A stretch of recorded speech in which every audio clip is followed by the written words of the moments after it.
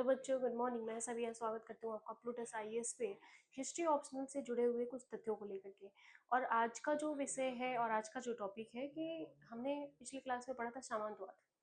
तो आखिर मध्यकाल का जो फेज था वो कैसे फिर डाउन से अप हुआ और क्या इसमें बड़ी भूमिका निभाएगा सामंतवाद, है ना। यानी अर्थव्यवस्था को किस तरह से नुकसान पहुंचाएगा सामंतवाद की प्रक्रिया को, इस पे आज हम लोग फोकस्ड रहेंगे। ठीक है, तो आज का जो टॉपिक है मैं यहाँ पे डाल देती हूँ। उसका नाम है सामंतवाद। ठीक है, सामंतवाद इन सेंस क्या हो गया कि जैसे एक बार समझ लीजिए आप लोग सामंतवाद को कि ये पूरा एक राज्य है, कोई कोई भी आप रख लो, और यहाँ पे केंद्र में राजा है। और इस राजा ने अपनी शक्तियों का कुछ हिस्सा इनको दे दिया, कुछ हिस्सा इनको दे दिया, कुछ हिस्सा इनको दे दिया, कुछ इनको। और इस तरह से इसने क्या किया, इन राज्यों को किसी दूसरे के हाथ में दे दिया शासन नहीं करने के लिए, यहाँ से राजस्व को वसूल करके इनको देने के लिए।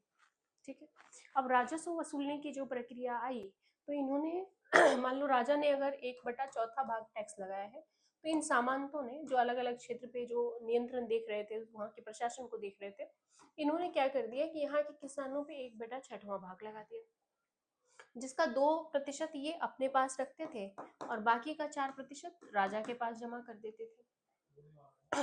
इस तरह से आने वाले समय में जो सामंत थे वो स्ट्रांग होते चले गए। स्ट्रॉन्ग इन द सेंस कि आर्थिक रूप से समृद्ध होते गए। और जब आर्थिक रूप से समृद्ध हुए तो कई सारी चीजों को जन्म देगा। जैसे ही आर्थिक रूप से ये समृद्ध होंगे तो इन संपत्तियों की निगरानी के लिए सबसे पहला काम क्या करेगा, ये सेना रखना शुरू करेगा, है ना? सेना रखेगा कि हमें निगरानी चाहिए। तो यानी राजा की तो सेना थी ही, अब सामंतों को भी सेना रखने का अधिकार हो गया। वहीं गुप्त काल इसमें सोने में सुहागा कर देगा। गुप्त काल के एंड ऑफ द एंड में ये चीजें निकल के आएंगी कि गुप्त काल क्या करेगा कि इन संपत्तियों को वहां पे बोला था ना कि उत्तराधिकारी का अधिकार देना, यानी वंशानुगत कर देना कि अगर ये क्षेत्र किसी ऐसे सामंत के पास है और वो फिर अब उसके बेटे के पास होगा, उसके बेटे के पास होगा, उसके बेटे के पास, ये प्रक्रिया शुरू कर दिया। तो यानी सामंतवाद की प्रक्रिया क्या हो गई, ये उत्तराधिकारी वाली यानी वंशानुगत हो गया। तो वंशानुगत होने की वजह से अब इन्हें ये पता था कि ये क्षेत्र हमारा है और इस पे कोई दूसरा अधिकार कर नहीं सकता। तो एक तो सेना रखने का अधिकार, जब सेना इनकी अपनी हो गई तो इन्होंने जो है अपने आप को सुदृढ़ करने के लिए एक बड़ा कारक जोड़ा, और वो कारक क्या था, वो था धर्म। सामंतों ने किसके साथ, दूसरा जो पॉइंट इसमें हम लोग ऐड करेंगे,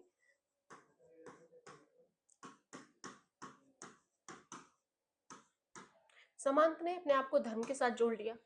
और धर्म के साथ जोड़ लिया तो इन्होंने अपने आप को भगवान के पुत्र, उनके रिलेशनशिप, उनके रिश्तेदार, इस तरह से बताना शुरू कर दिया। तो धर्म और सामान का गठजोड़ बहुत स्ट्रांग हो गया, जिसको तोड़ना किसी राज्य की शक्ति के भी बस की बात नहीं थी। आने वाले समय में ये इतना ज्यादा स्ट्रांग हो गया कि अब राजा भी इसका कुछ नहीं बिगाड़ सकता था, वैसा वाला कॉन्सेप्ट आ गया यहाँ पे। और जब राजा कुछ नहीं बिगाड़ सकता था तो इनके लिए प्रॉब्लम शुरू कर दिया। अब उस प्रॉब्लम में हम लोग देखेंगे कि क्या प्रॉब्लम हुई। तो राजा भी अब इनसे डरने लगा, सभी सामान से। और सामानतों में एक और चीज थी, यूनिटी। अब ये जितने भी सामान थे ना, कोई भी राजा अगर कानून बनाता तो ये सारे मिलके उसको डिनाई कर सकते थे। तो एक तो ये हो गया कि इनकी एकताई, यूनिटी जिसको कहेंगे, बहुत ज्यादा हो गई थी सभी सामानतों की। अगला जो अर्थव्यवस्था को नुकसान पहुंचाने का जो कारण बनेगा, किसी भी समाज को अगर आप विकसित देखना चाहते हैं तो वहां की महिलाओं की स्थिति को देखेंगे, है ना। और महिलाओं की स्थिति की अगर हम बात करें तो समानवाद की प्रक्रिया जब अपने चरम पे पहुंची तो महिलाओं की स्थिति खराब होगी। क्यों? क्योंकि जब समाज को सेना रखने का अधिकार हो गया तो वो एक से अधिक पत्नियां भी रख सकता था। तो जब एक से एक अधिक पत्नी रखे तो बहुपत्नी विवाह शुरू हुआ। ठीक है, बहुपत्नी विवाह की परिकल्पना शुरू हुई। जब अगला अगर हम लोग देखें कि इसमें और क्या फेज ऐड होगा, तो इसने सती प्रथा को जन्म दिया। सती प्रथा को क्यों जन्म दिया होगा कि अगर एक सामंत मर जाए तो उसकी सारी पत्नियों को मरना होगा, नहीं तो इसको देखेगा कौन, इनकी पत्नियां संभालता रहेगा वो। दूसरा अगला ये हुआ, बाल विवाह शुरू कर दिया, बाल विवाह की प्रक्रिया शुरू हो गई। अगला ये हो जाएगा, पर्दा प्रथा शुरू हो जाएगा। पर्दा प्रथा यानी अभी तक मुस्लिम आक्रमणकारी आए नहीं थे, लेकिन जो अरब प्रायद्वीप से आएंगे, तुर्क से आएंगे, लेकिन पर्दा प्रथा शुरू हो गया। यानी घूंघट रखने की प्रथा। घूंघट भी क्या है, एक तरह की पर्दा ही है, पर्दा ही है वो तो पर्दा प्रथा को जन्म दिया। उसके अलावा मंदिर निर्माण अपने चरम पे पहुंचेगा।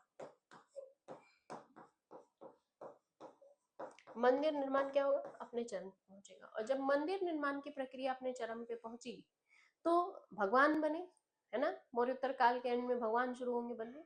और भगवान बने तो भगवान को रखने के लिए आवास भी बना, मंदिर। और जब मंदिर बना तो मंदिरों के साथ संबंध, मंदिर में रहने वालों का संबंध किसके साथ था, समानतों के साथ। तो समानतों को महत्व ज्यादा हुआ। और समानतों ने क्या किया, देवदासी प्रथा को वेश्यावृत्ति के रूप में, कि हम भगवान के सगे हैं, तुम आओ हमारे साथ रह लो। तो देवदासी प्रथा जो कभी शुरू हुई थी वो वेश्यावृत्ति के रूप में कन्वर्ट हो गई। तो महिलाओं की स्थिति को क्या करेगा, बद से बदतर कर देगा ये सामंतवाद की प्रक्रिया। इस तरह से ये चीजें निकल के आई कि महिलाओं की स्थिति उस समाज में क्या थी, बहुत ही दयनीय थी। और जब महिलाएं दयनीय स्थिति में थी तो वो समाज विकसित समाज नहीं माना जाएगा। क्लियर। तो ये चीजें हुआ, मंदिर निर्माण हुआ, बड़े पैमाने पर मंदिर निर्माण हुआ। और लोग अपने आप को सुरक्षित महसूस करते थे, कहाँ, भगवान के पास। भगवान हमारी सुरक्षा करेंगे। भगवान जब सुरक्षा करेंगे तो लोग अपनी संपत्तियों को कहाँ ले आके रखते थे, भगवान के नजदीक ले आके।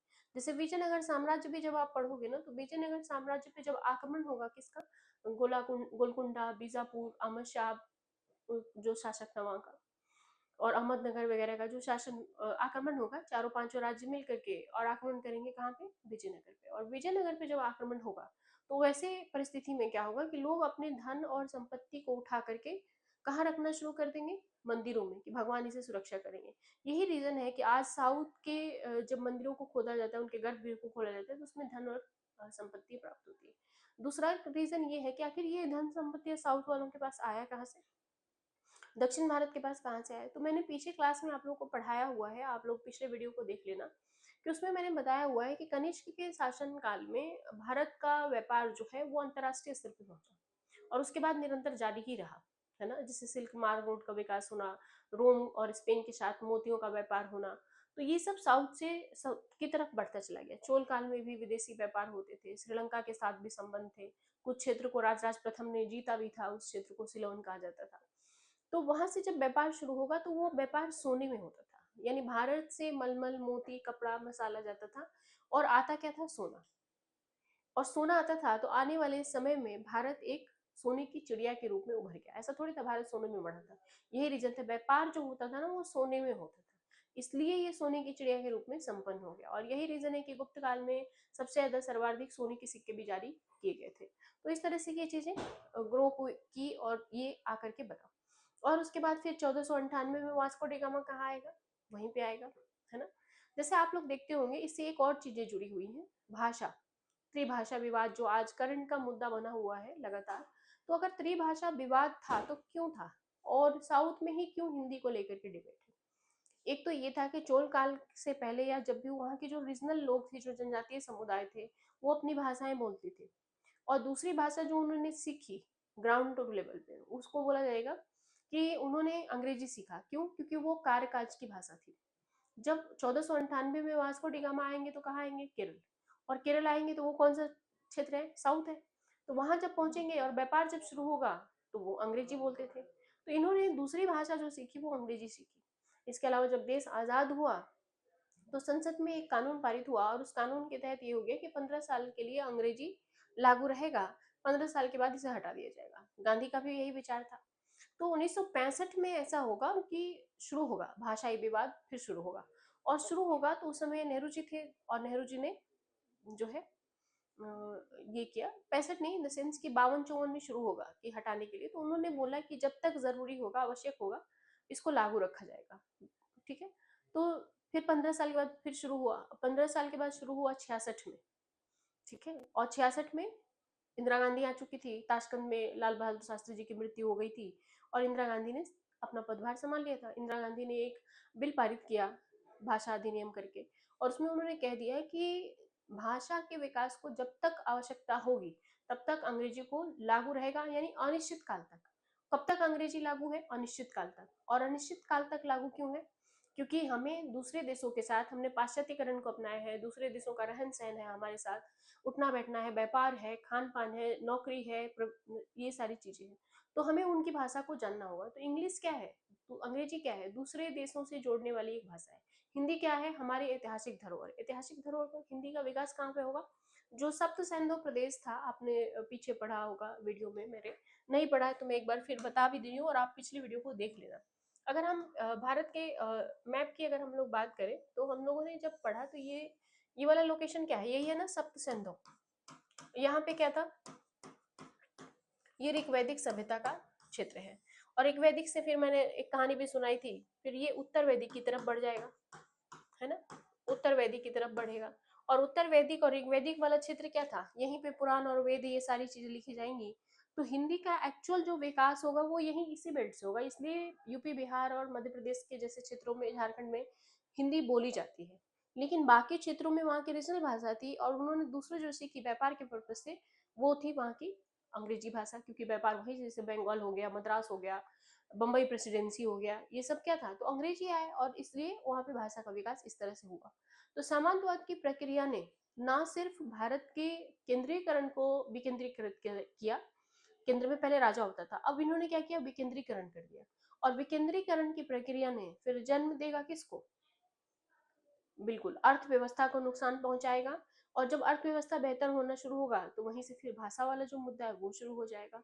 तो सामंतवाद की प्रक्रिया ने कई सारे मुद्दों को हिला करके रखा और उसे नुकसान पहुंचाया, जो भारतीय अर्थव्यवस्था को यूं न समानांतर न गुजार करके भारतीय इतिहास को यूं गुजारा है, समानांतर न गुजार करके, ये क्रमिक, यानी फिर विकास पहले शुरू हुआ, फिर विकास हुआ, फिर चरमोत्कर्ष पे पहुंचा, फिर डाउन पहुंचा, फिर विकास हुआ, फिर डाउन पहुंचा, और अब विकास की प्रक्रिया में निरंतर बढ़ रहा है, जैसे कि पिछले वीडियो में मैंने बताया है। तो ये, या फिर एनसीईआरटी आप देखोगे तो आर्य शर्मा के जो इतिहास है उसमें एनसीईआरटी में ये भी ऐसे पैरेलल दिखाया गया, पैरेलल में दिखा करके क्रमिक दिखाया गया। या हड़प्पा को भी आप पढ़ोगे तो कहोगे कि, देखोगे उसमें एनसीईआरटी में भी है कि मोहनजोदड़ो का विकास क्रमिक हुआ है, ना कि अचानक से हुआ है, ऐसा नहीं हुआ था। तो ये इतिहास के कुछ कॉन्सेप्चुअल बिंदु थे जो हमें प्राचीन से मध्य की तरफ एंटर करा रहे हैं। ठीक है, फिर अगले वीडियो पे चर्चा करेंगे हम लोग अगले क्लास में। तब तक हमारे चैनल को लाइक और सब्सक्राइब कर दीजिए ताकि आने वाली खबरों की सूचना आपको सबसे पहले मिले और आपकी तैयारी बेहतर हो सके। आप जल्दी से हमारे चैनल को लाइक और सब्सक्राइब कर लीजिए। और इसी के साथ आज का ये सेशन समाप्त करती हूँ। थैंक यू बच्चा, थैंक यू क्लास।